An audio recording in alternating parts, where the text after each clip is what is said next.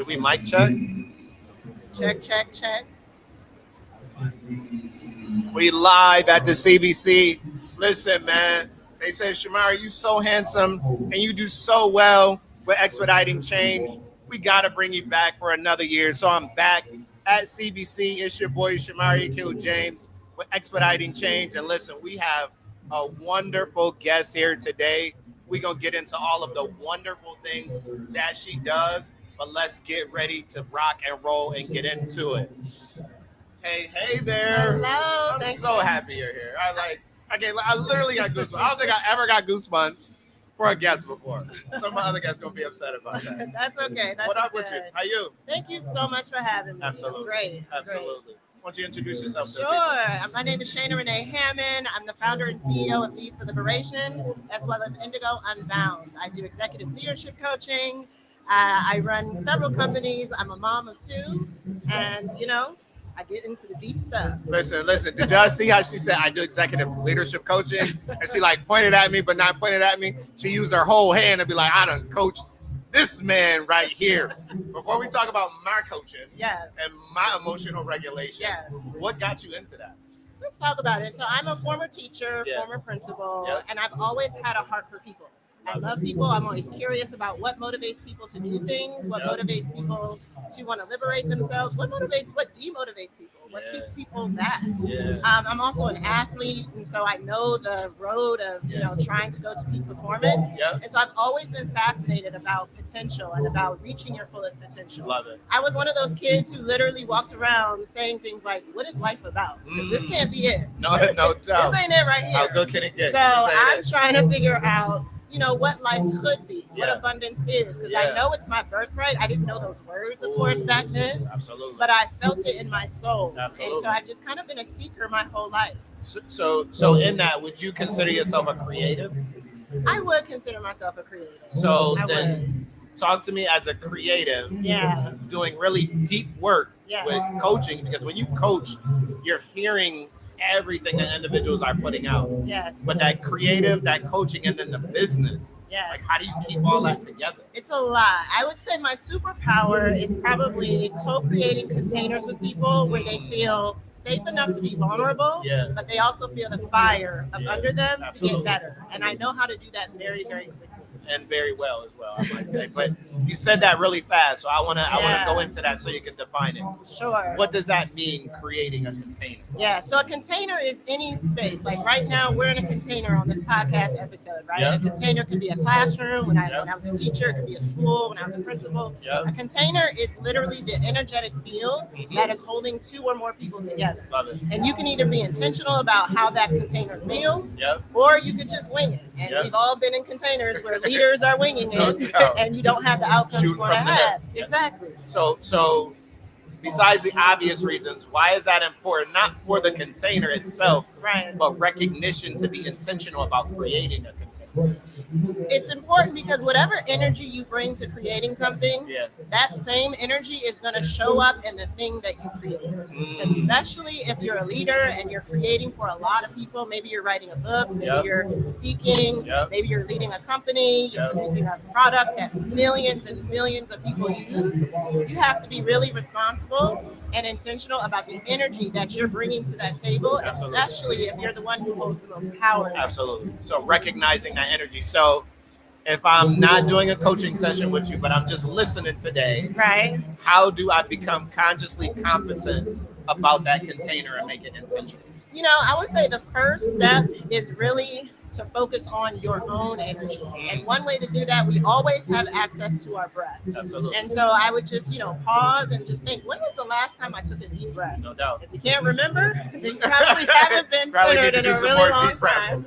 Exactly. So, we start every coaching session with deep connected breathing. Absolutely. And it helps us just be present to the moment. Absolutely. And so presence is really important. When we're really present, we're really listening, we pick up on what's not said. Absolutely. And it's those leaders who can hear what's not said and act on those things that have the edge over the competition. I love it. So you talked about your superpower, but there are a lot of skeptics when it comes to coaching, right? Because individuals say, well, I went to school or I do training, but what is this coaching piece? Like, so talk to me about the value add, and not just the value add from your perspective, but the value add your company that you bring to someone who could use coaching. Sure. So the coaching stance, right, is all about believing that the person you're coaching actually has the answers. So unlike teaching where I'm sorry. Say that again, Shady. Y'all can't miss this, man. Y'all getting free game. You don't even know it right now how much the free game costs, man. Y'all owe me on Expediting Change. Say that again. I'm sorry. Yes, a coaching stance means you have the honest belief that the person you're coaching has the answers that they're seeking. No doubt. Your job as a coach is to create the environment such that the awareness comes to the surface. And so if I'm a coach, I have to be very, very present, right? I have to do my inner work necessary to make sure I show up and create that kind of container where you can have a breakthrough you've never had before. Absolutely. And the questions that I ask come from the fact that I'm fully present, I'm listening to what you're saying, what you're not saying, I'm picking up on your emotions, and I'm coaching you, not the problem. Coaching you, not the problem. Because individuals will be in a space where they will confuse coaching for handicapping, coaching for doing it for them. When you coach, as you said, is how can I bring it out of you? So what do you find is your most difficult struggle? Like what makes it hard for you? Or access, and hopefully you won't say me. Okay. But like, and we don't need no names, obviously. We won't say names. What's a tough client? You know, I actually, all these years, 20 plus years, I've only really had one, I would say, tough client. Okay. Because I usually have clients who are ready, who really want the breakthrough. Absolutely. And I will say, and what made this particular person difficult was they were sponsored by someone else, so it wasn't necessarily their choice. No doubt. But that has worked in the past. No doubt. But they weren't really willing to go there. They weren't really willing to be vulnerable. And so they wanted to kind of stay surface level. And anytime I would kind of ask a question that took that person deeper, they ran from it. Yeah. You know, they ran from it. And so people always say, when people are like, you don't get coached by Shana, you better be ready. You know, I didn't know that. Nobody told me that. Nobody told me that. You need to be ready. Okay. Ready to really go there. Let's pull on that thread of vulnerability. Because that's you think you know what vulnerability means. Right. And you think you are ready for the levels of vulnerability until you actually get into them. And then they're layered, because the more vulnerable you are and the more you uncover, the more truths come out that you have to deal with. So how do you support individuals? Because that journey can get tough. I feel you used a really good word. You said breakthrough. Yeah. I got my breakthrough. I'm good. I see you later, Shana. But you're like, no, you're not ready yet. So talk about, how do I get to being comfortable with the levels of vulnerability that I need to be? Yes. And it being cyclical. So you said the word comfortable. No doubt. Right? So the first step is getting comfortable with discomfort. Love it. So vulnerability for a lot of people, if you're not used to being in that way, it's going to feel uncomfortable. Yeah. And so that's where my teaching background comes into. And so, you know, we end every coaching session with heart work. That's our work for homework. Yep. And so what I do is I chunk up, you know, different support strategies that will help people along the way. Yep. And I chunk it up so I don't give them, you know, everything all at once and too much at once. Yep. And we just take it step by step by step. And we're always anchored in, as you know, a set of goals. And so I'm always bringing it back to the goals. So that we don't veer too far away into the little tangents and rabbit holes. And we're like, wait, let's go back to that I like to do. That I like to do. So what gets measured makes progress. My degree is in engineering, right? So I know that I have my goals when I'm being coached, but on the other end, for you and your business, how from that hard work and you taking it from an empathetic perspective, when individuals, I'll say positive and not positive, they are and are not hitting their goals. You're going to see that right out of the gate. You are. And you are objective about it. But me as a client, I may have 100 million excuses. So how do you get me over that hump? I've mastered 3 out of the 5, and I'm like, got my breakthroughs, I'm good. How do you now push me, because you're measuring, and what gets measured makes progress? It does. It's through effective questioning. So I might ask something like, all right, you have this breakthrough. What does this breakthrough now mean for you? And usually when I ask that, what does it mean for you? Then there's like an opening of, oh, there are things I didn't think about. There are possibilities that weren't present before I had this breakthrough. Now, in that possibility, there's likely some growth that needs to happen for you to really leverage that possibility that you just identified. And so at what point though, like the continuity of it, and I use the word cyclical. Right. Like, what point do I stop? What point do I reach my highest level of consciousness? And now I'm just like this, like, you know what I mean? Like, you just float away. Like, you know what I mean? Because I might come to you as a client and say, how long is this going to take? We are always growing and healing and moving. I have a coach. I will have a coach until the last time I take a breath. Absolutely. If your coach doesn't have a coach, have questions. I said that. I literally see when you looked at my Instagram page and you said I was being arrogant. Well, I did say I'm your mentor's mentor. But the bottom part of it is be weary of those who want to coach you and they're not being coached themselves. I absolutely love that. We're always growing. We're always learning. So coaching is a forever ongoing process. Whether with you or somebody else, you feel it has to continue from the day you're born to the day. It does. And you have to be really cognizant of when you've outgrown your coach. So that's happened to me several times. You know, I've outgrown spiritual teachers. I've outgrown coaches. And it's beautiful when your coach identifies it. I've had a spiritual teacher tell me, Shayna, this is our last session. We are now peers. You know, you learned everything you need to learn. I was like, no. Like, don't leave. Don't leave me. Don't leave I'm me. not ready. Absolutely. And I'm so glad they kicked me out of the nest because they were right. You know, and they had that spiritual integrity to be able to say, no, you know, I've taught you and gotten you to a place where you know, it's time for you to find your next person. I love that spiritual integrity. So if I feel it, right, but my coach has not said it, right, what are the indicators that make it? Because feelings aren't facts by any stretch of the imagination. So what evidence should I use to broach that? Well, first, to say it to myself that I'm ready to have the conversation to move on, right? So what should I do? Like, what's the advice?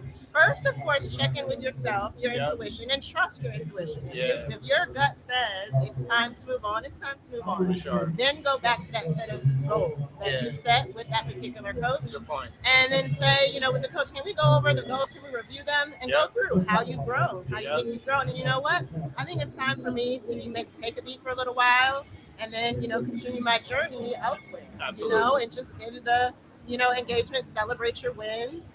And just bring it back to the goals. And it could also, it could be scary, right? Because you get, I already told you, you're never leaving me. Like, in some capacity, unless you like move.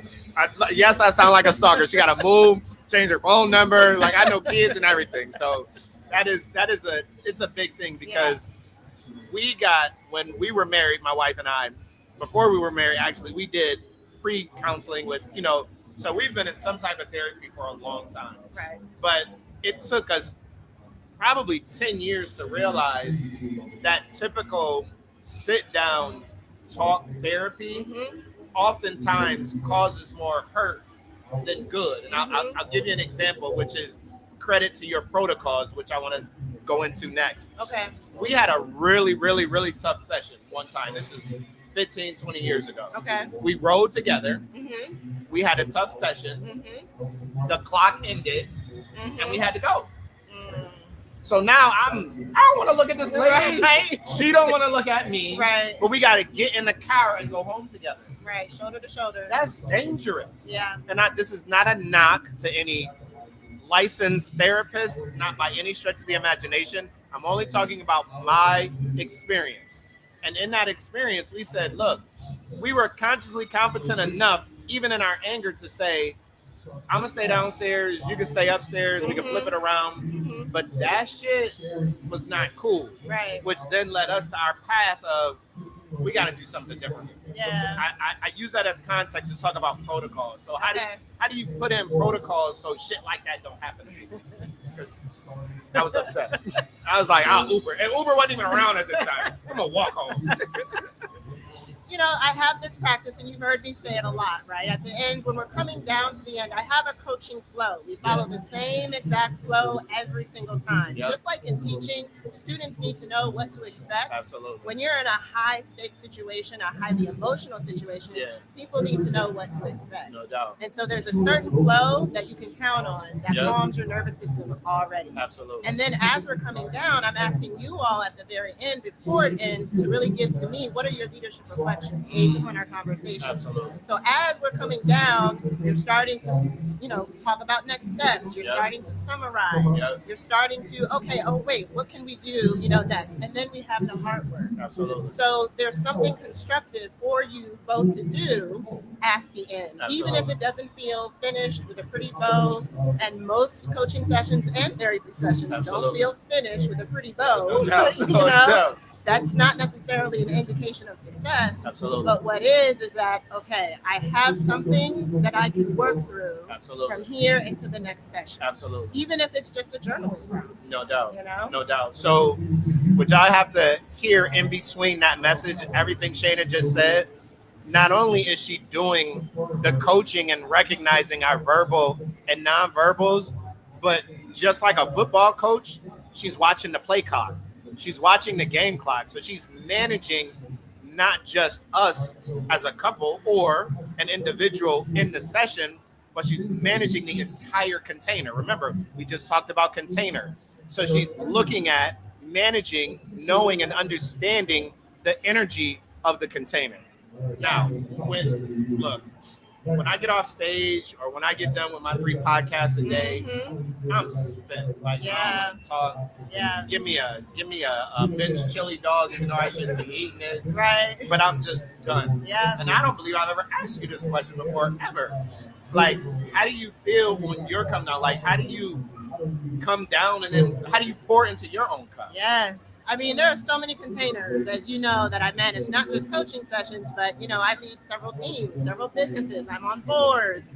I have children. There are a lot of different containers. And that means I need a lot of different things to bring myself down. So you may have heard me talk about this, that there's a journaling practice called Letters to Spirit that always brings me back down.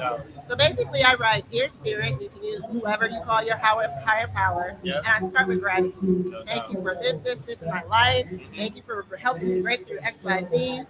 Then I just stream of consciousness. This is what's really, this is what happened today, and this is what I'm grappling with. And this is what I'm giving to you. Because I've done everything I can do. I need you to help me out. I need you to give me some guidance here. I drop into just a 5-minute meditation with the expectation and intention that I'm going to receive guidance from my higher self. So I go down, I come out, and then I write, Dear Shayna. And I just write. So writing stream of consciousness to spirit, and then writing to myself. Oh, I love that. Okay, so do you then go back and read each? Like, because your journal has to be like... Oh, I have journals on journals on journals on journals on journals. So when you're writing a book... I've been journaling since I was in 5th grade. It's time for a book. It's literally time for a book. It's time for another one. My first book is out. How did I not know you wrote? Yeah. Becoming an Indigo Woman. How to Thrive in Leadership and Life. It's on Amazon. How could I not And it's a bestseller. I need the link. Look at that. I learned today on my podcast with my coach that she had a book, and I didn't even know that. That is crazy. Yes, that means I need to write another one. Yeah, it does. It Absolutely. does. It does. So I know, and you just mentioned a couple different businesses. Yes. I don't want to get you in no trouble on camera. Okay. So if you want to change the question, that's okay. That's okay. But which one is your favorite? Ooh, you're making me my favorite. I have to say. I mean, it's obvious. Like when you see me light up and talk about it, it has to be Indigo Unbound. Okay. Not that I don't love my other businesses. I do. They all have their place. No doubt. I will say Indigo Unbound is my divine assignment right now. Ooh, I love it. Right now. Lead for Liberation was a beautiful divine assignment that I had many years ago. And I'm going to keep carrying that on. It has a purpose and it's its own entity. Indigo Unbound is not only what I'm called to do now, it's like I'm literally becoming and evolving into it as I'm building it. So it's incredibly exciting. I'm growing through it. So Indigo Unbound is a personal development as well as leadership development company where I combine leadership, spirituality, and personal growth. All the things I am very, very passionate about into one specifically for Black people, who I love. I mean, how could you not love that business? I absolutely love it. You literally do light up about it now when you're talking about it. Yeah. When we talk about it over the phone. Oh my goodness. On Teams, like you absolutely do. Yeah. And no, I was not trying to get Shayna in no trouble with any of our other companies. I love but them I just all. had to answer. I had to ask the question. Yes. Moving to how, like, I'm short of saying, look, you ain't gotta convince nobody to hire you as a coach. In my own opinion, right? So this is not a sales pitch right now. Right. But if somebody wanted and was considering a coach, why Shane? I would say me, I mentioned my superpower. Whenever you come in my space, it's so crazy. And enough people have told me this, and enough people have it's experienced. You will not be the same when you leave my space. Because it's just a gift. You know, it is a gift when I drop into my zone. I know how to listen. But not only me, God has also given me the gift of leadership. And so I have amazing team members at Indigo Unbound and my other companies who also have similar gifts and know how to do it. Right? And we're a very values aligned company. And so no matter who you see within our ecosystem, you're going to have that same transformative experience. Because that's just who we are. That's how we roll, and that's how I choose people. You know, like in my hiring process, I'm asking, what do you do for your inner work? You know, what are your mindfulness practices? You know, I'm mining for those values that we hold dear. And those things that sometimes don't become apparent on a resume. I need to know that you have a love for people. You have a belief in people. You believe they can make a shift and change. And I need to also see that you have that power to really, you know, get trust and gain trust very, very quickly. Absolutely love it. So how can people reach you? Yes, so you can find me on LinkedIn, Instagram at Indigo Women Community, soon to be Indigo Unbound. You can also find me at Lead for Liberation, my other company that I love. We work with workplaces and we help them create containers within their workplaces where people work hard, thrive, and actually have a great time while doing it as well. Shayna, you're amazing like you always are. Thank you. This has been Expediting Change. What I do want to say, y'all know, I talk about getting to the bag, financial education, and financial wellness all the time. But if you are not emotionally regulated, if you are not spiritually and mentally well, you can't manage $100. So how you gonna manage $100 million? It starts with your inner peace. And look, I'm not saying this to anybody watching this to make you feel any type of way. I'm talking about myself. I'm talking about my own growth. I'm talking about being able to look at the man I am today versus the man who I was before. And that's not a shot fired by any stretch of the imagination, because I've forgiven the things that I've done in the past. And now God blesses me as I move on the path to be my higher and highest conscious self. So the key to it is emotional regulation and what your spirituality is. Don't let anybody tell you who you should believe is your God. You have your connection with your God to make sure that you have your own inner peace, and everything else will fall into place. And not only can I co-sign on that, my literal coach for the last 2.5 years, I think now, is sitting next to me to verify that. So listen, I love y'all. I appreciate y'all. This has been Expediting Change. Thank you.